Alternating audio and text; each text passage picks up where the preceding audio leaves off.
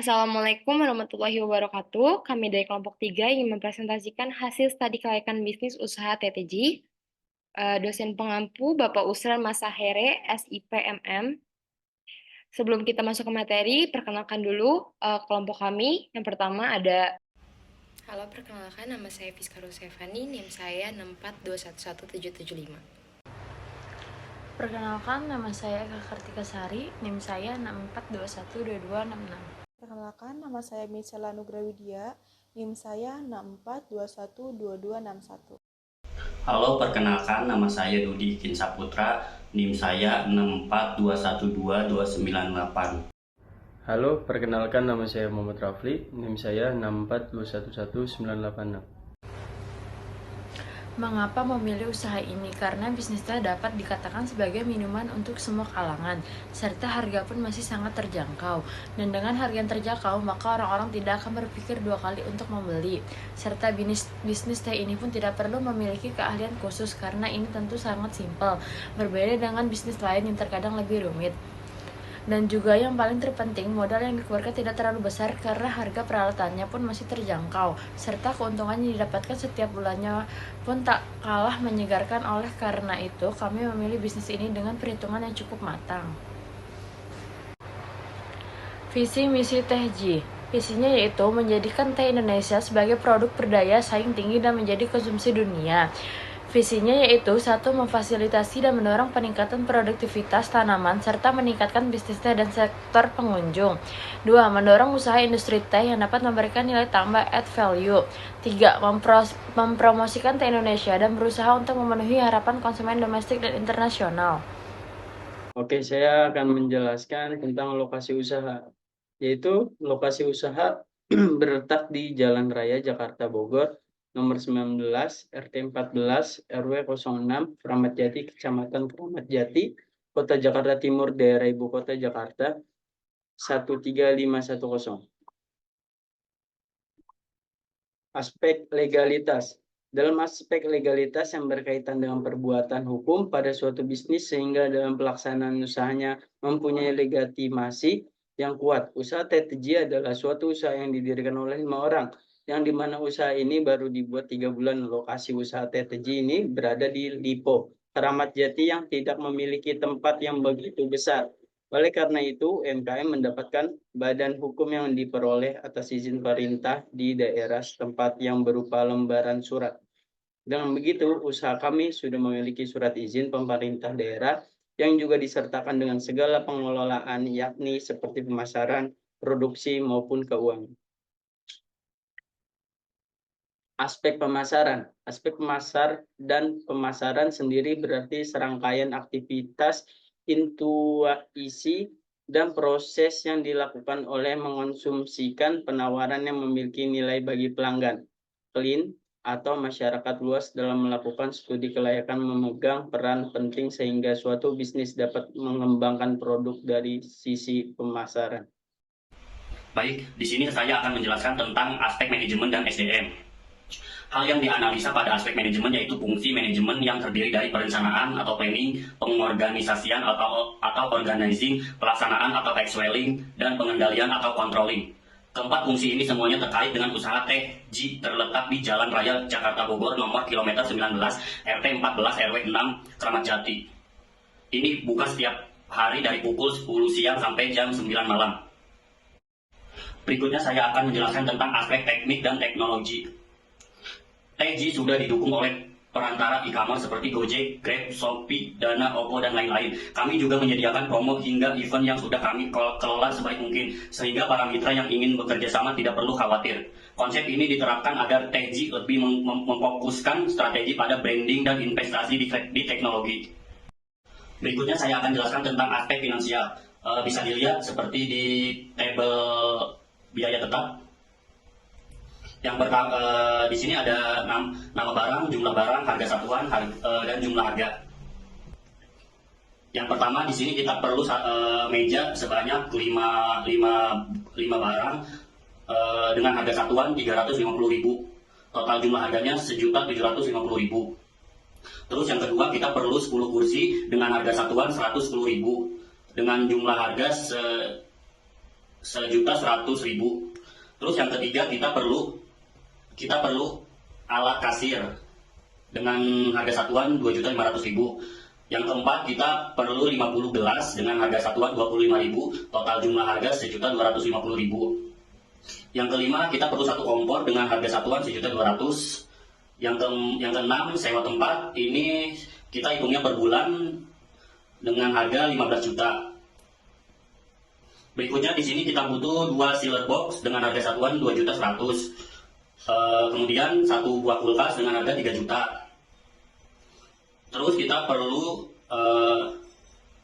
cup dengan jumlah 100 cup dengan harga satuan 25.000, total harga jumlah 2.500.000. Terus yang berikutnya kita perlu rak cuci piring dengan harga satuan 350.000. Kita perlu 3 teh barel dengan harga satuan 150.000. Berikutnya kita perlu tempat sampah dengan jumlah 3 dengan harga satuan 150.000. Berikutnya kita perlu apron dengan jumlah 4 buah. Berikutnya kita perlu 1 TV, 2 AC, 2 cup sealer otomatis, 5 galon, 2 CCTV, 1 gas, 1 wifi.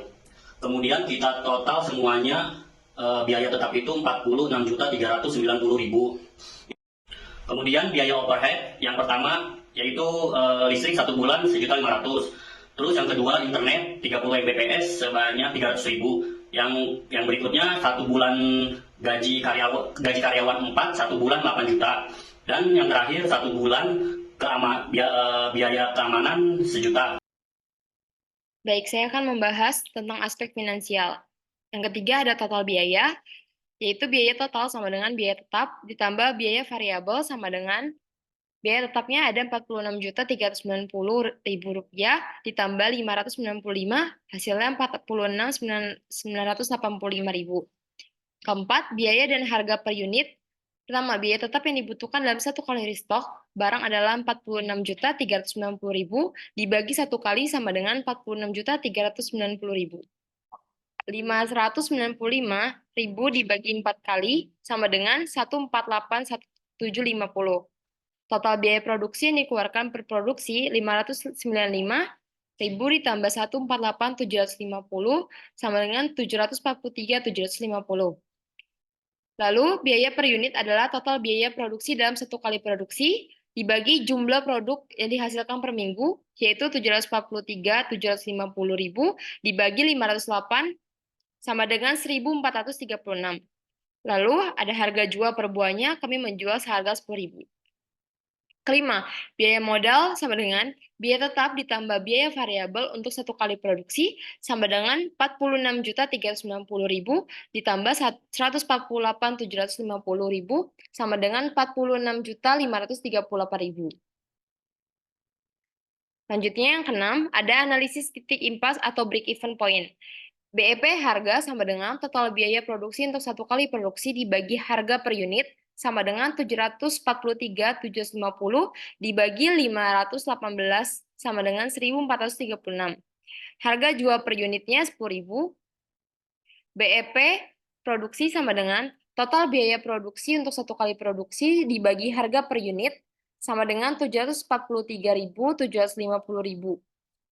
Dibagi 10.000 sama dengan 74 buah. Jadi, untuk mencapai titik impas, maka dalam 1 kali produksi atau stok yang terjual adalah 74 buah dengan harga per buah rata-rata 10.000.